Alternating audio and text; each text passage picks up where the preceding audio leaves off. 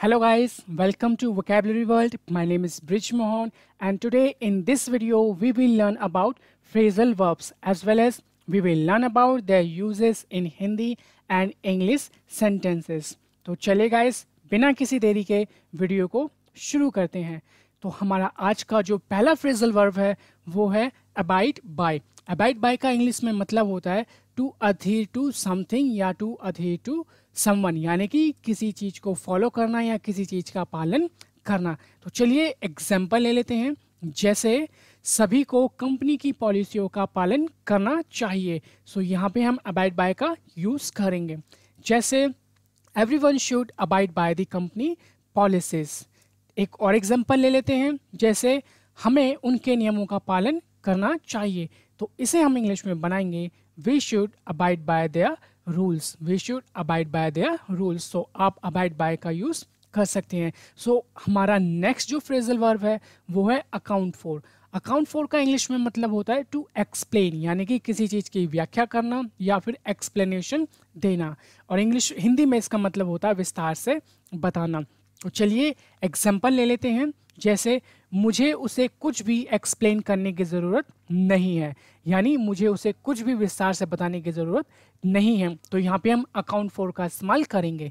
जैसे I don't need to account for anything to him. I don't need to account for anything to him. मुझे उसे कुछ भी explain करने की ज़रूरत नहीं है। एक और एग्जाम्पल ले लेते हैं। जैसे कैशियर को गुमे हुए पैसे के बारे में एक्सप्लेन करना पड़ा, यानी कि जो पैसे थे कैशियर के पास वो गुम हो गए, तो उसे उसके बारे में एक्सप्लेन करना पड़ा, यानी कि उसे उसके बारे में विस्तार से बताना पड़ा कि पैसे कहाँ गए। तो इसे हम इंग्लिश में बनाएंगे the cashier had to explain for missing money, यानी कि गुमे हुए पैसे के लिए कैशियर को एक्सप्लेन करना पड़ा।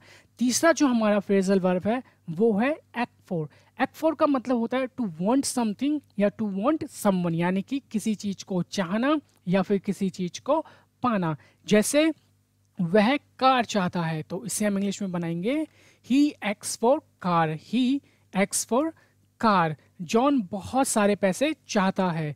John acts for a lot of money. John acts for a lot of money. तो चलिए चौथे फ्रेजल वर्ब की ओर बढ़ते हैं। तो हमारा जो चौथा फ्रेजल वर्ब है वो है एक्ट ऑन। और एक्ट ऑन का मतलब होता है टू टेक एन एक्शन, यानी कि किसी चीज के ऊपर एक्शन लेना, यानी किसी चीज के ऊपर कार्रवाई करना। जैसे पुलिस अपराधियों पर कार्रवाई कर रही है।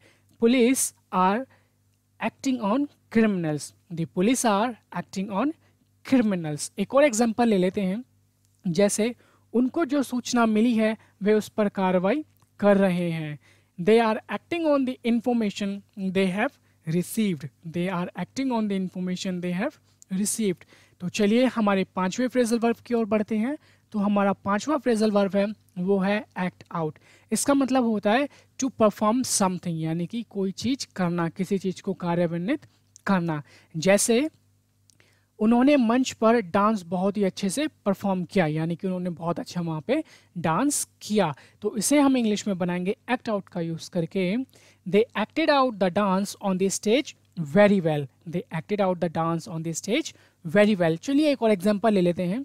जैसे राहुल ने एनुअल डे पर अपनी कहानी परफॉर्म की, यानी कि राहुल ने एनुअल डे पर अपनी कहानी सुनाई। तो इसे हम एक्ट आउट का उपयोग करके बनाएंगे Rahul acted out he story on annual day। Rahul acted out his story on annual day। तो गाइस ये था हमारा फ्रेजल वर्ब का पार्ट 1। और ऐसे ही मैं कई सारे पार्ट्स लेके आऊँगा फ्रेजल वर्ब के, जिससे आपकी इंग्लिश है जो वो बहुत ही शानदार बन जाएगी। So guys thank you very much for watching this video. I hope you like the video. Please share and subscribe the channel for such more knowledgeable videos.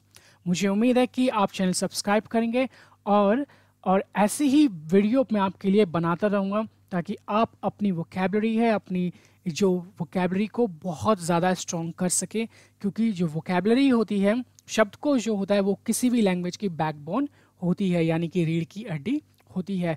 तो ऐसे ही इंटरेस्टिंग वीडियो देखने के लिए guys please like and subscribe my channel. So till then take care, good bye and as always have